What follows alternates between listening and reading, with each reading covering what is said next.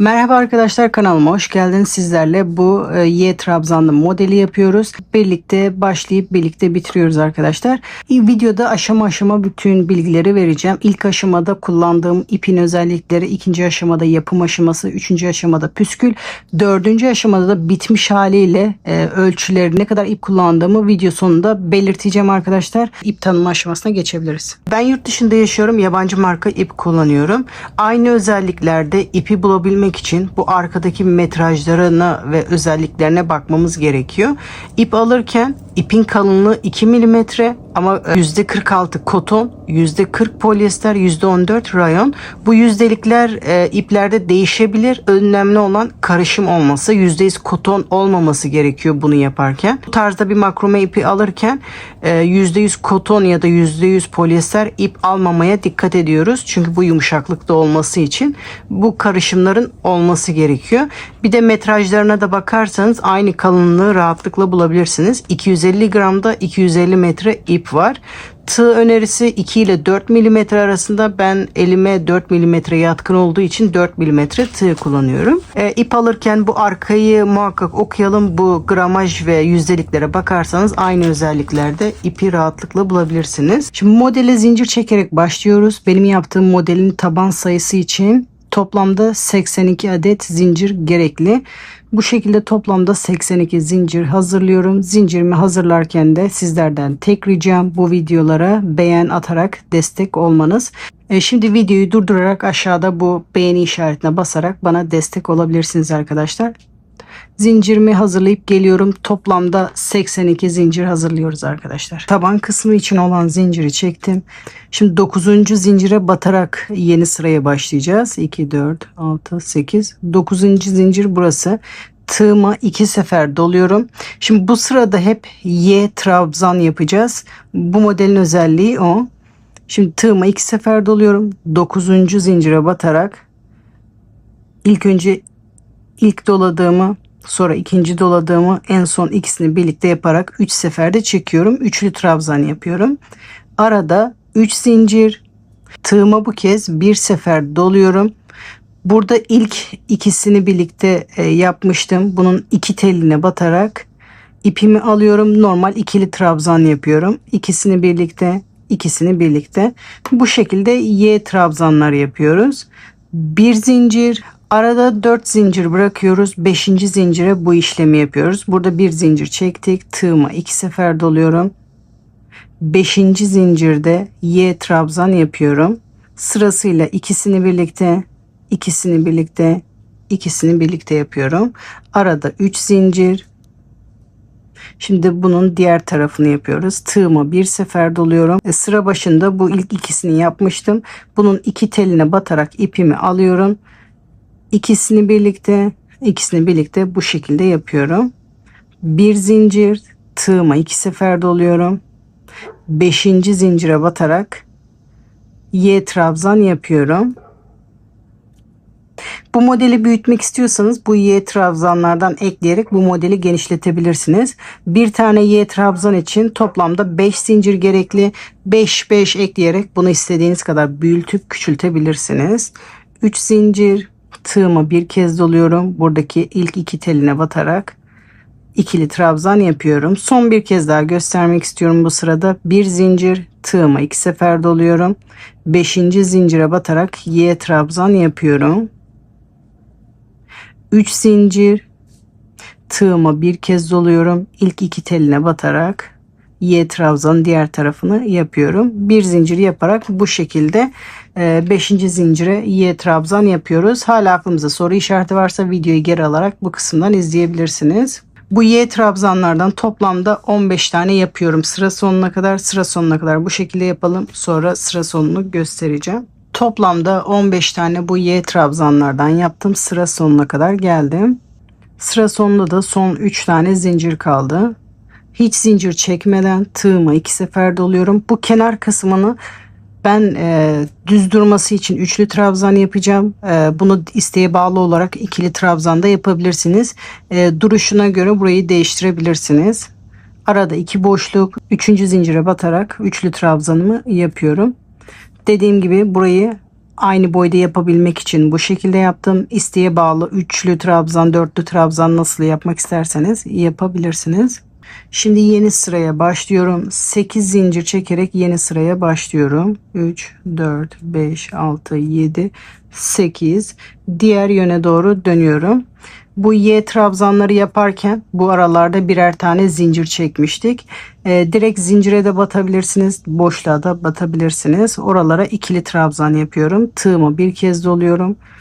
Boşlukta ya da direkt zincirin içine batarak böyle ikili trabzan yapabilirsiniz. Arada 5 zincir. Bu sıra çok kolay. Sıradaki ara boşlukta çektiğimiz bir zincirin orada ikili trabzan. 5 zincir. Tığımı bir kez doluyorum. Sıradaki boşlukta ikili trabzan. Bu sırayı da bu şekilde sıra sonuna kadar tamamlıyoruz. 5 zincir. Tığımı bir kez doluyorum. 2 Y trabzan arasında bir zincir çekmiştik. Orada ikili trabzan yapıyorum. Bu sırayı bu şekilde sıra sonuna kadar yapalım. Sıra sonuna kadar geldim. Sıra sonunda da 5 zincir. Tığımı bir kez doluyorum. Burada Y trabzanın yanındaki zincirin batarak yapıyorum. Direkt boşlukta da yapabilirsiniz. Bu kenar kaymasın, düzgün dursun diye zincire batarak yapıyorum.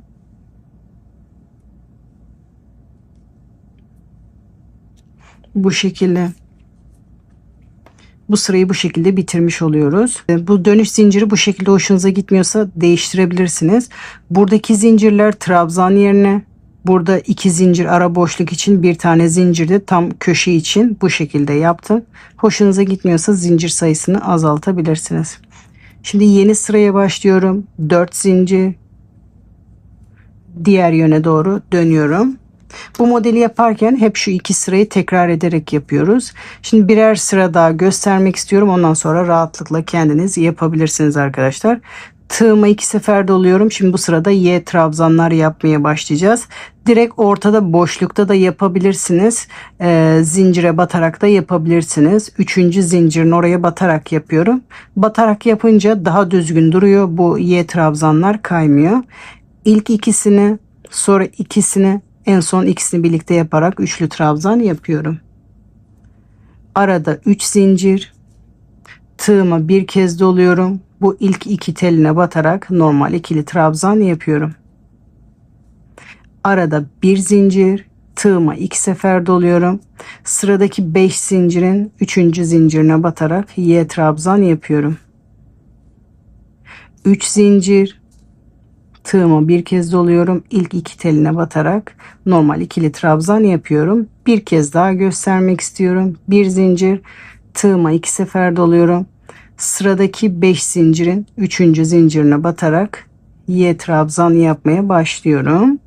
Arada 3 zincir. Tığıma bir kez doluyorum. İlk iki teline batarak ikili trabzan yapıyorum. Bir zincir çekerek yeni Y trabzana başlıyorum. Bunu da bu şekilde sıra sonuna kadar yapalım. Sıra sonuna kadar geldim. Bir zincir, tığımı 2 sefer doluyorum. Bu trabzandan sonra 3. zincire batarak Y trabzanımı yapıyorum. Arada 3 zincir. Tekrar tığımı bir kez doluyorum. Bu ilk iki teline batarak normal Y trabzanımı yapıyorum. Şimdi kenar işlemini yapıyorum. Tığımı 2 kez doluyorum hiç zincir çekmeden. Bu zinciri battıktan sonra 3. zincire, buradan da 3. zincir olmuş oluyor. Oraya batarak normal üçlü trabzanımı yapıyorum. Kenarı da bu şekilde yapıyorum. Şimdi buradaki gibi dönüş yapıyoruz.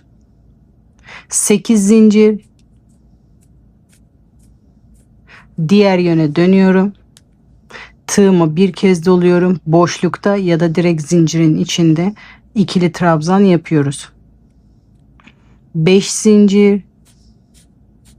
Tığımı bir kez doluyorum. Boşlukta bir ikili trabzan. 5 zincir. Bu sırayı da bu şekilde sıra sonuna kadar tamamlıyoruz. 5 zincir. Bu iki Y arasında bir zincir çekmiştik. Orada ikili trabzan yapıyoruz. Bu şekilde sıra sonuna kadar yapalım. Sıra sonuna kadar geldim. 5 zincir. Burada direkt boşlukta da yapabilirsiniz. Burada trabzanın yanındaki zincire batarak da bu şekilde ikili trabzan yaparak sırayı bitirebilirsiniz. Şimdi hep şu iki sırayı tekrar ederek bunu uzatmak istediğimiz uzunluğa kadar uzatıyoruz. Hala aklımıza soru işareti varsa videoyu geri alarak buradan tekrar izleyebilirsiniz arkadaşlar. Şimdiki sırada da Y trabzan yaparak bunu devam ediyorum. Bunu uzatmak istediğimiz uzunluğa kadar uzatalım. Ondan sonra son sırayı yapalım birlikte. Ben şimdi sizler için biraz ördüm. Bunu örmek istediğiniz uzunluğa kadar örebilirsiniz. Bunu kendi özel kullanacağınız alana göre özel ölçü çalışabilirsiniz. Ben masamın uzunluğu artı sarkıtma payı vererek o şekilde ayarladım. Son sırayı dilerseniz bu şekilde Y trabzan olarak ayarlayabilirsiniz. Bu şekilde bırakabilirsiniz. Dilerseniz bu başlangıç kısmıyla uyumlu olsun diye şu anda yapacağımız zincir aşamasını yapabilirsiniz.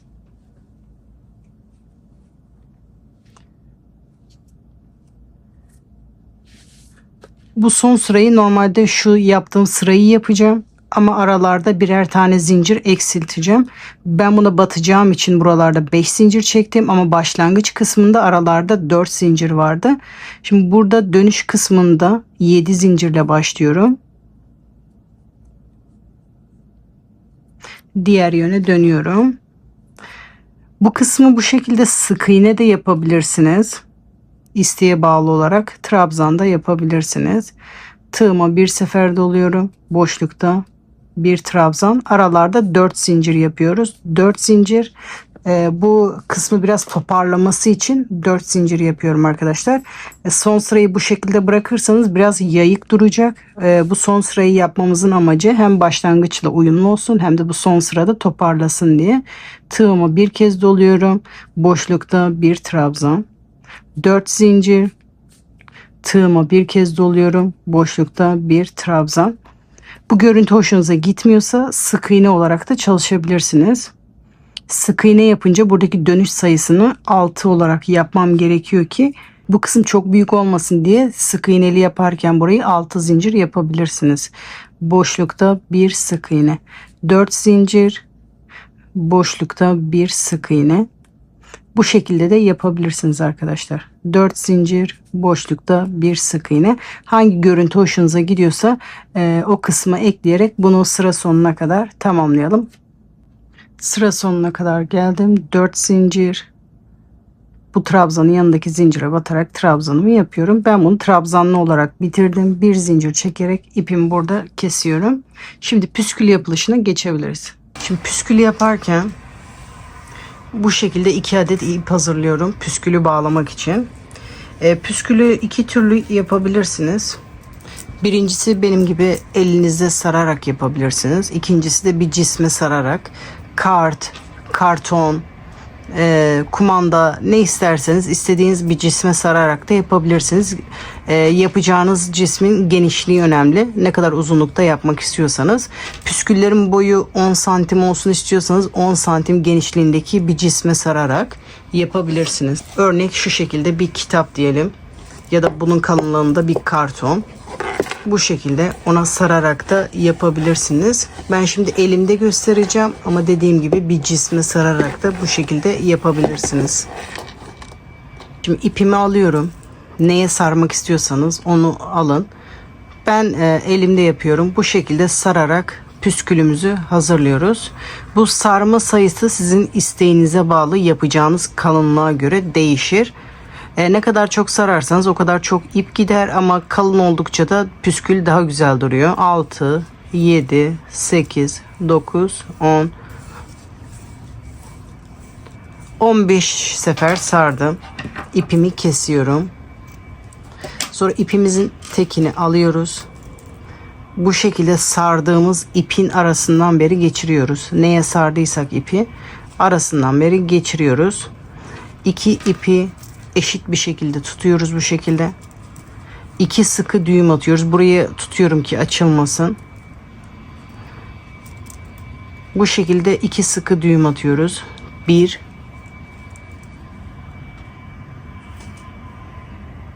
ve 2.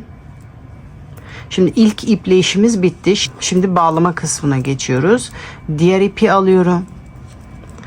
İpin tek tarafını bu şekilde püskülün boyunda tutuyorum.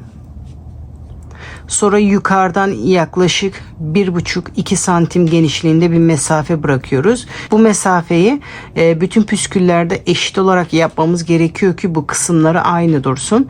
Yaklaşık 1,5-2 santim genişliğinde bir mesafe bırakıyorum.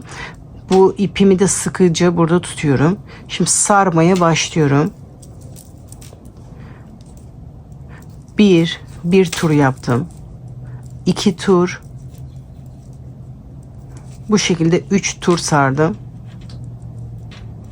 Sonra ipin diğer ucunu alıyorum. Daha fazla sarma işlemi yapmak istiyorsanız bu kısımda sarabilirsiniz. Burada da 2 düğüm atıyorum.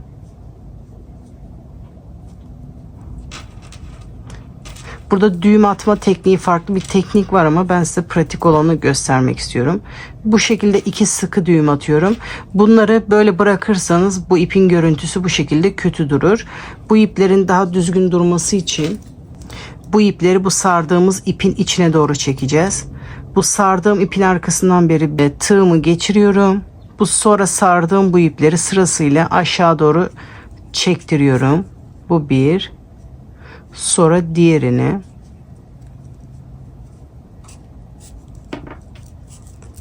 Sonra bu ipleri düğümü arkaya doğru getirmeye çalışıyorum. Parmağım yardımıyla düğümü arkaya getiriyorum.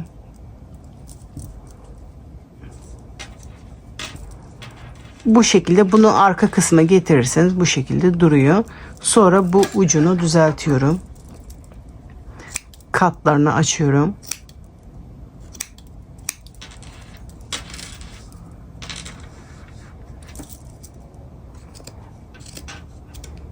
Bu şekilde püsküllerimiz hazır. Püskülleri bu şekilde sade olarak kullanabilirsiniz. Buralara boncuk da takabilirsiniz. Püskülleri daha kalın yapmak istiyorsanız sarma sayısını çoğaltmanız gerekiyor. Bakın bunu 15 defa sararak yapmıştım.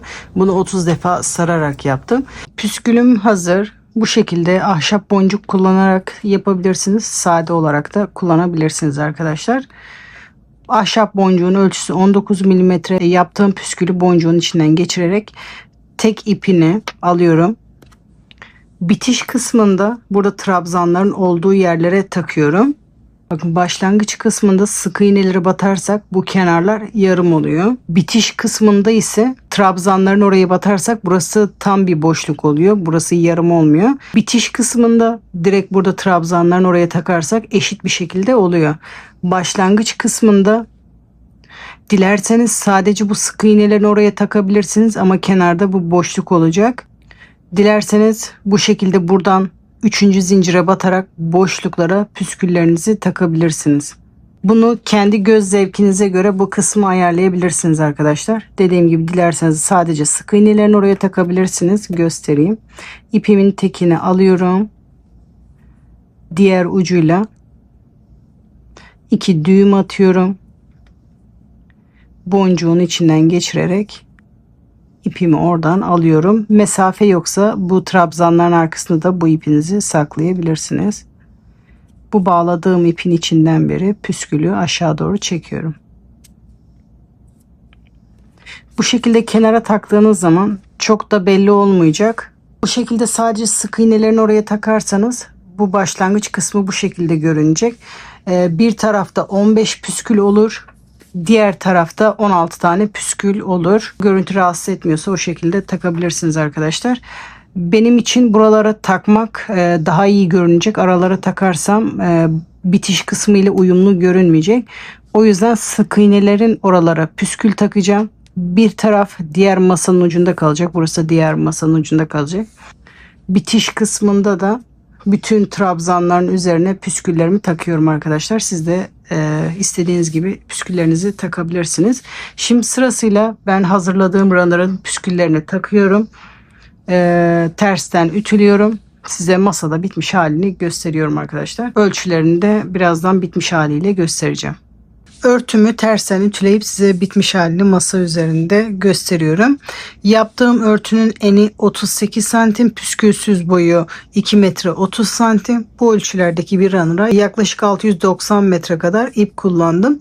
Ben standart ölçü çalışmadım. Masamın uzunluğu artı sarkıtma payı yaptım. Siz de bu şekilde istediğiniz ölçülerde yapabilirsiniz arkadaşlar. Bu ajurlu bir model olduğu için masadan çok fazla sarkıtmayın, aşağı doğru esneme yapıyor. Umarım bu video sizler için keyifli olmuştur. Sizlerden tek ricam videolara beğen ve yorum yaparak destek olmanız. Sıradaki videolardan haberdar olmak için kanalımı takip edebilir, bildirimleri açabilirsiniz arkadaşlar. Sıradaki videolarda görüşmek üzere, hoşçakalın.